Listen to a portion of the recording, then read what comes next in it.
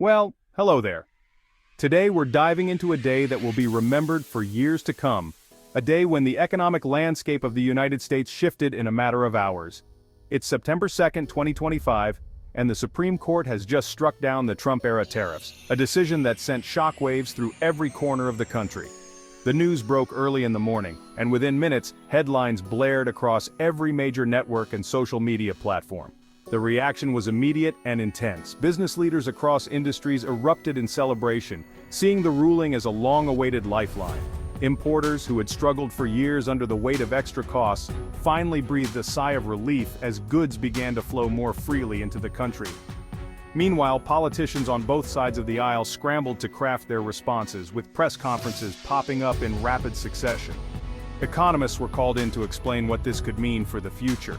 For years, businesses, big and small, complained that tariffs strangled supply chains, delayed production, and hiked prices for everyone from manufacturers to everyday shoppers. Assembly lines had slowed, store shelves saw prices climb, and business meetings were filled with frustration and uncertainty.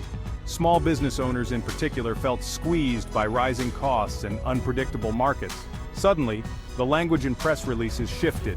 Words like relief, certainty, and stability dominated the conversation, code for, "we can finally plan again."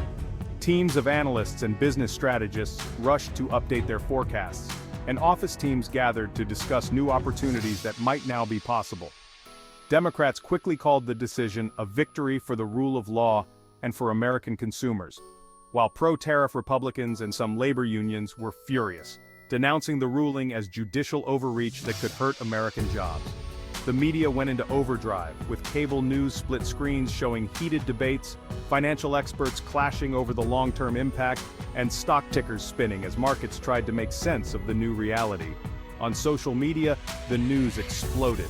Hashtags trended, memes went viral, and everyone from industry insiders to everyday citizens weighed in with their hot takes. Some celebrated, others worried, and many simply tried to keep up with the flood of information. Amid all the noise, one thing was clear. Something huge had just happened. In cafes, offices, and living rooms, people debated what it would mean for their jobs, their businesses, and their wallets. The only consensus? No one was quite sure what tomorrow would bring. The economic game board had just been flipped, and the pieces were still in the air. As the sun set on this historic day, one thing was certain: everyone would need to buckle up for the changes ahead. So what did the justices actually say? The ruling wasn't about whether tariffs are good or bad. It was about who gets to decide. The court said the president can't unilaterally wage trade wars. Congress must be involved, especially for sweeping economic changes. The law used for the tariffs was stretched too far, and national security can't be a catch-all excuse. The message: if you want a trade war, get Congress on board first. Why was this such a big deal? Well, to understand the impact, you have to look at how deeply tariffs are woven into the fabric of the global economy. When the government announces new tariffs, it's not just a headline. It's a ripple that spreads through every layer of business, from the biggest corporations to the smallest family-run shops. Tariffs are essentially taxes on imports, designed to make foreign goods more expensive and, in theory, to protect domestic industries from overseas competition.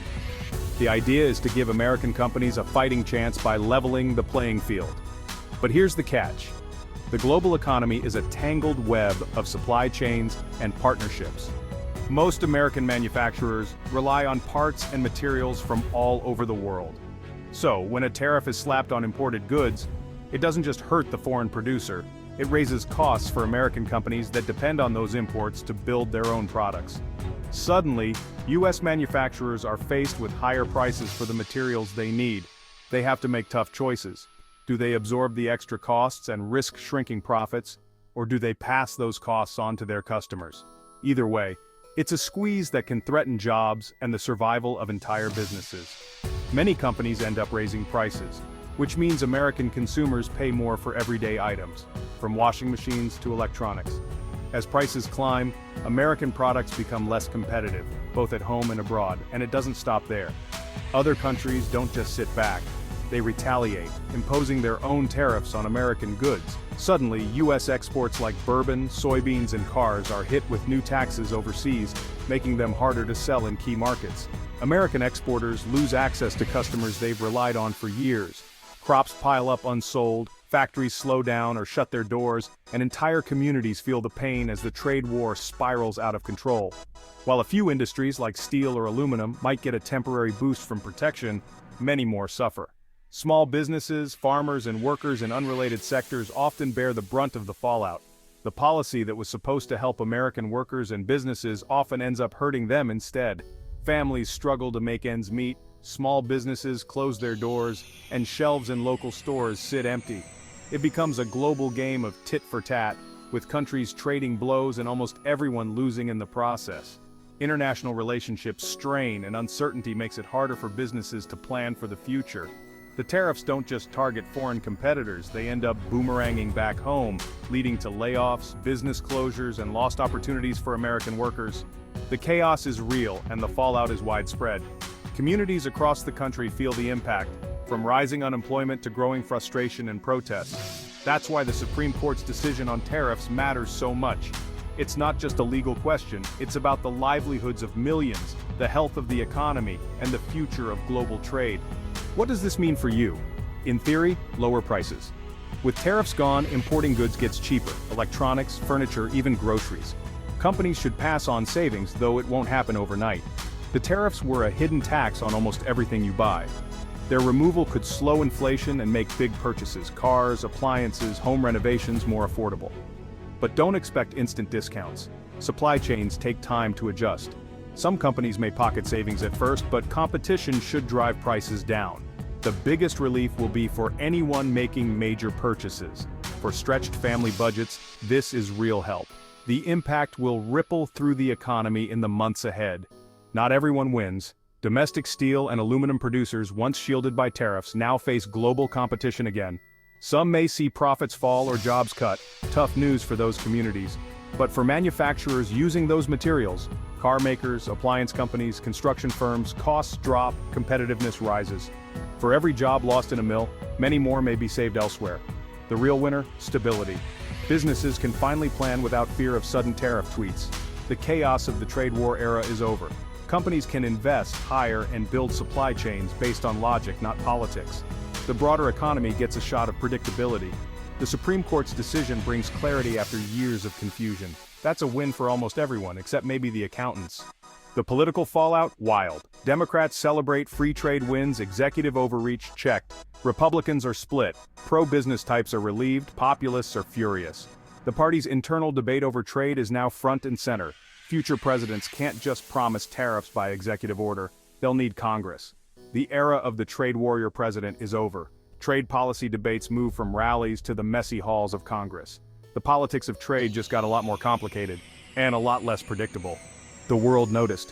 From bustling newsrooms in London to late-night broadcasts in Tokyo, the headlines were impossible to miss.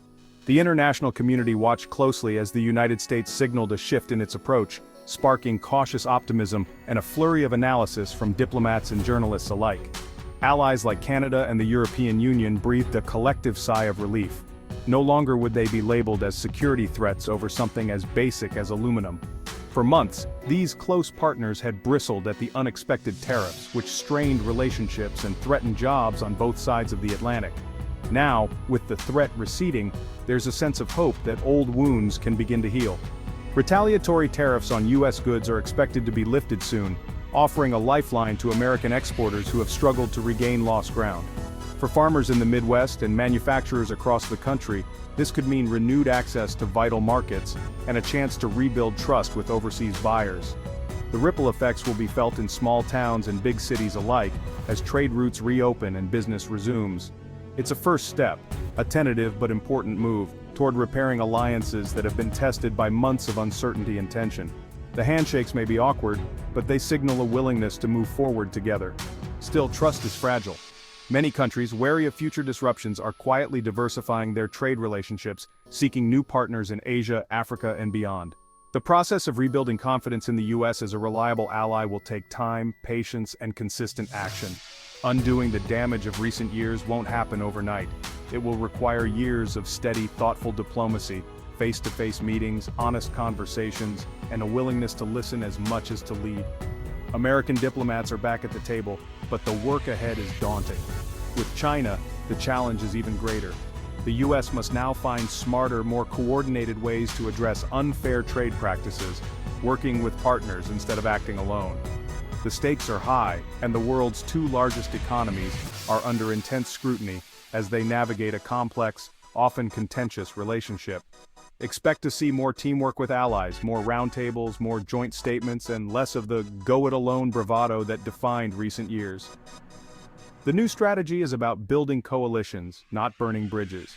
The United States is rejoining the global conversation, not just shouting from the sidelines. American officials are once again engaging in dialogue, seeking common ground, and showing a willingness to compromise when necessary.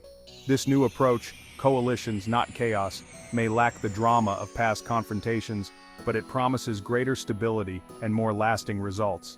Agreements are being signed, and leaders are finding common purpose in shared challenges. It's less dramatic, less headline-grabbing, but ultimately more effective.